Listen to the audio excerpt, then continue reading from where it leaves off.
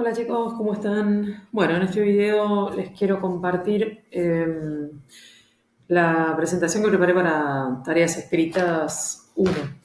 Nosotros vamos a partir de la tarea escrita que hicimos el año pasado. En la grilla que aparece acá en el tablón, les puse las dos tareas escritas que habíamos hecho. La primera la hicimos a principio de año y era sobre parte 1 y parte 2. Y la última tarea escrita que hicimos en noviembre fue sobre parte 4. En general las hicimos todas sobre el sur. Así que el primer paso sería elegir con cuál de las dos tareas escritas uno, o sea, que las creativas se sienten más cómodos, tienen menos correcciones. Fíjense y quedarse con una de esas dos. Obviamente, lo que yo les explicaba era que si ustedes habían elegido para hacer tarea escrita 2, la parte 4, por ejemplo, si habían trabajado con el ensayo de Cándida Heréndida, no pueden volver a elegir parte 4 en la tarea escrita 1. O sea, lo que tienen que ver es que les quede, por ejemplo, tarea escrita 1 con una tarea escrita 1 que hayan hecho, por ejemplo, sobre parte 1 o parte 2, Alfonsín Storni, lengua y género, la lengua y poder, estereotipo, medios, etc. Y que en la otra tarea escrita les hayan trabajado otra parte del programa, 3 o 4. La 3 todavía no la vimos, debería ser parte 4. ¿Cuál es parte 4? Todos los textos literarios que preparamos para los orales. O sea, es bien fácil. No se nos tiene que repetir la parte del programa en las dos tareas escritas. Dicho esto, sigo para adelante. La tarea escrita 1. ¿En qué consiste la tarea escrita 1? Es una tarea creativa, también así se la llama a veces. ¿Esto qué implica? Que se pone en juego la forma creativa, la forma imaginativa que nosotros tenemos de explorar un aspecto del material.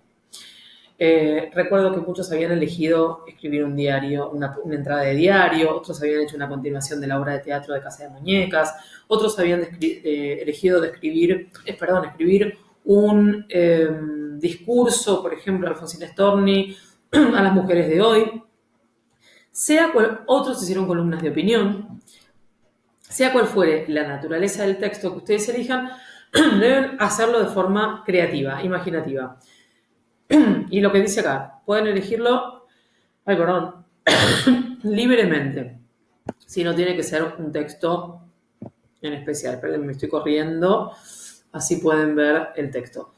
Entonces, en cualquiera de los casos tienen que citar al final, tanto como hicimos con tarea escrita 2, la bibliografía de todas las fuentes que seleccionamos.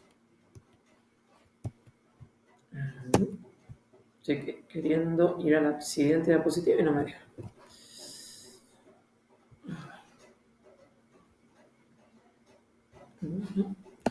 Me fui para arriba. Vamos a volver. Bien, entonces, ¿con qué arrancamos la tarea escrita 1? Con una fundamentación de 300 palabras. En esta fundamentación lo que nosotros tenemos que hacer es explicar cómo se relaciona el contenido de la tarea que nosotros estamos haciendo con una parte determinada del curso. Por ejemplo, nosotros elegimos hacer un discurso de Alfonsín Storni y tenemos que explicar por qué, ¿sí? O de qué manera ese discurso está relacionado con los temas de parte 1. ¿Sí? Ahí irán a mirar en la guía, puede ser perfectamente, en qué se relaciona esa tarea que eligieron. Puede ser el punto de vista, puede ser el personaje. Otra cosa es de qué manera la tarea explora aspectos concretos del curso. O sea, nosotros qué estamos queriendo mostrar a través de esa tarea escrita. La naturaleza de la tarea elegida, esto es muy importante porque a muchos en la fundamentación dicen con qué parte del programa van a trabajar, con qué texto o en qué texto se inspiraron, pero no dicen qué tipo de tarea es. ¿Qué tipo de tarea es? Significa, en esta tarea escrita yo voy a trabajar, o yo decidí realizar una entrada de diario íntimo, o yo decidí escribir una columna de opinión. Eso es la naturaleza de la tarea elegida. O sea, ¿qué es lo que vos hiciste? ¿Qué lo que vos inventaste? ¿Un diario? ¿Una columna de opinión? ¿Un artículo periodístico? Eso es. Y además tiene que aparecer información sobre los receptores, el propósito y el contexto social o histórico en el que se ubica la tarea. Entonces, para repasar, la fundamentación de la tarea escrita tiene que estar con qué parte del programa se relaciona, ¿sí? Parte 1, parte 2, parte 4, cómo la tarea se relaciona con esa parte, la naturaleza de la tarea, así qué tipo de texto nosotros construimos, y además receptor, propósito y contexto. Una vez que eso ya está, nosotros vamos a ver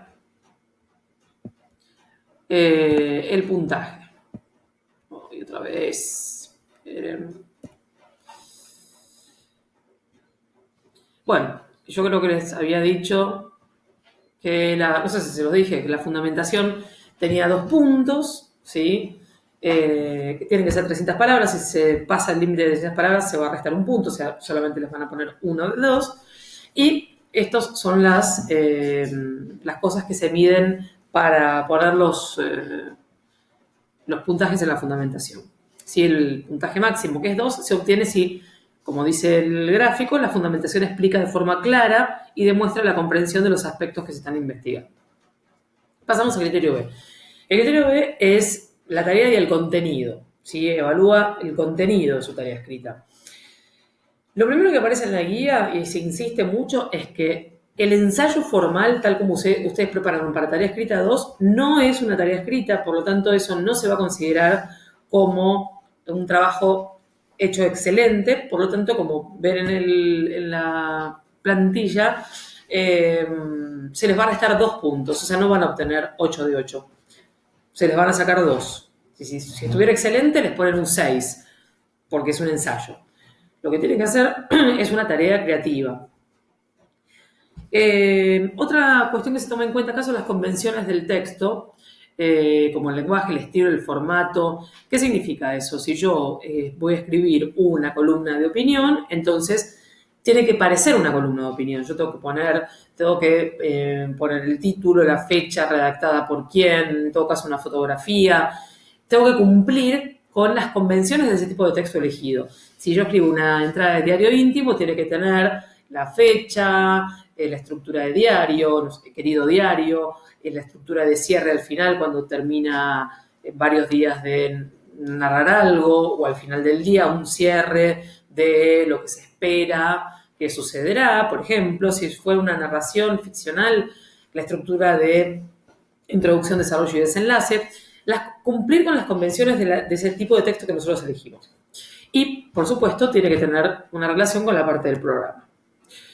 Bueno, estas son las preguntas que se tienen en cuenta para otorgar los puntajes, ¿no? En qué medida demuestra la tarea la comprensión del tema o temas del texto o textos a los que hace referencia, en qué medida es apropiado el contenido respecto a la tarea elegida y en qué medida muestra la comprensión de las convenciones del tipo de texto elegido. Y acá, esto en realidad lo tienen en la guía de lengua y literatura, son los criterios de evaluación, con el que van a ver todas las bandas de corrección. Criterio C, organización. Acá ya tenemos 5 puntos.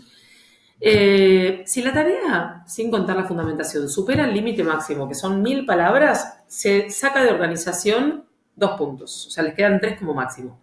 Otra cosa importante es que si ustedes se pasan de las 1000 palabras, se lee, si el examinador va a leer hasta la palabra 1000 y la 1001 ya no la considera más. Entonces, sean rigurosos cuando cuentan las palabras de la tarea escrita, porque esto se cumple. Ahora, si la tarea tuviera 800 palabras y estuviera muy bien, no pasa nada, no se descuentan puntos. En este criterio se van a otorgar puntos si la tarea tiene una organización, la que sea, si presenta una estructura. Y se considera que la estructura es coherente si es lógica y si es cohesiva.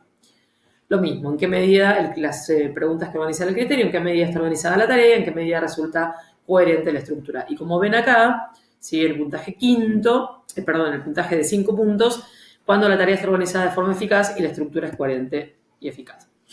Último criterio, lenguaje y estilo.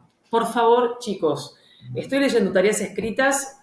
Leí las tareas escrita 2 y ahora que revisé para hacer las carpetas de devolución, estoy viendo las tareas escritas 1 con muchísimos errores de ortografía, de tildación, de incoherencia. Corrijan eso, pásenles el corrector, léanlas en voz alta para darse cuenta cómo suena y si algo no les suena bien o si repiten alguna palabra, buscar el sinónimo. Es un criterio en donde fácilmente pueden obtener 4 o 5 puntos. Entonces, bueno, tómense el trabajo de hacer la revisión. Eh, bueno, en este criterio, perdón, van a obtener el mejor puntaje, que es 5, si hay un buen nivel de corrección, hay una buena construcción de las oraciones y un buen vocabulario. Creo que no me estoy olvidando de nada más. De todas maneras, yo les voy a compartir esta presentación. Si hubiera alguna duda, me consultan. Y de todas maneras también, todo lo que tiene que ver con la realización de la tarea escrita 1 está también en la guía, que es de donde saqué todo este material. Bueno, los dejo trabajar entonces y voy a estar en la live lesson y en las consultas por Hangout. Besos. ¿Cuánto duró?